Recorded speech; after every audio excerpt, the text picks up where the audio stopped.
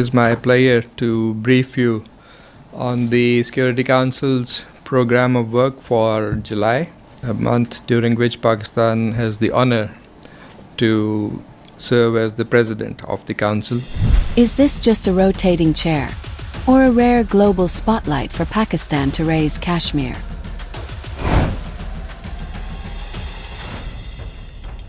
For 1 month, Pakistan sits at the helm of the most powerful body at the United Nations.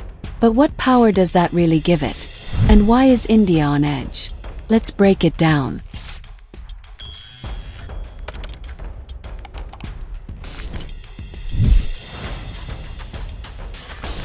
On July 1, 2025, Pakistan assumed the presidency of the United Nations Security Council for the 8th time in its history, and the first since 2013.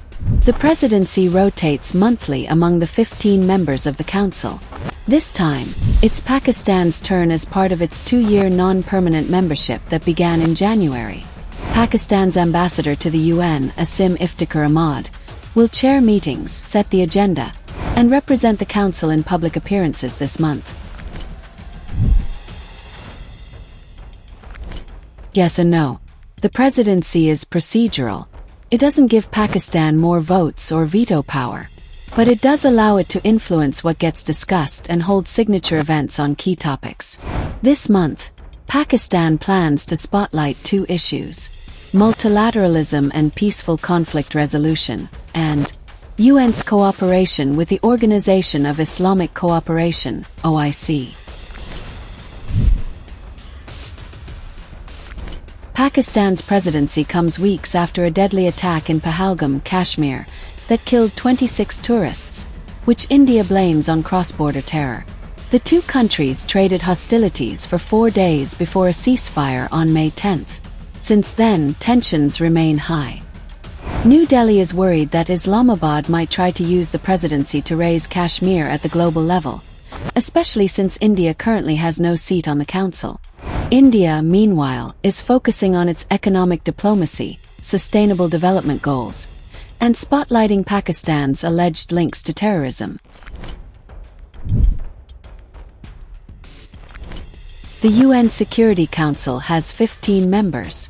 5 permanent, the P5, US, UK, France, Russia, China. 10 elected, including Pakistan serving 2-year terms. The presidency rotates alphabetically each month. In July, it's Pakistan. In August, Panama. Presiding members chair meetings, set the monthly agenda, and call for open debates or emergency sessions. Pakistan is expected to host at least 2 high-level events this month, one on diplomacy, and one potentially related to Kashmir or Operation Sindoor. The UNSC is the UN's top body for peace and security.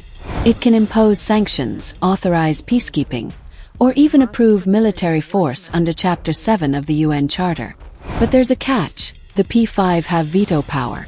Just 1 veto can block any substantive resolution. Still, the Council oversees 11 peacekeeping missions today, with nearly 100,000 troops deployed globally.